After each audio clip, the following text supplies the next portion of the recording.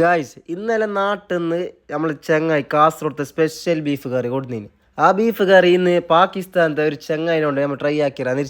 അങ്ങനെ നമ്മൾ നേരെ അൽക്കൂസിലുള്ള ഒരു പാകിസ്ഥാൻ റെസ്റ്റോറൻറ്റിലൊക്കെ എന്നെ കയറി. അങ്ങനെ എൻ്റെ തുന്നിട്ടുള്ള ഒരു എക്സ്പ്രഷൻ നോക്കാം. രണ്ട് പാകിസ്ഥാൻ ചങ്ങായിമാരുണ്ട്, രണ്ടാൾക്ക് ഭയങ്കര ഇഷ്ടപ്പെടും കാസർഗോഡത്തെ സ്പെഷ്യൽ. നമ്മൾ പാകിസ്ഥാൻ റെസ്റ്റോറൻറ്റിൽ കയറിയല്ലേ, പാകിസ്ഥാനത്തെ സ്പെഷ്യൽ കടായി ചിക്കനും പിന്നെ പാകിസ്ഥാൻ റൊട്ടി ഓർഡർ ആക്കി. അങ്ങനെ ഒരു റൊട്ടി എടുത്തിട്ട് ഞാൻ നാട്ടിലത്തെ ബീഫ് കറിക്ക് മുക്കി, പിന്നെ പാകിസ്ഥാനത്തെ കടായി ചിക്കനിലൊക്കെ മുക്കി. നമുക്കിത് തിന്നിട്ട് നോക്കാം. അടിപൊളി പ്രാന്തൻ സാധനമാണ് ഈ കറി.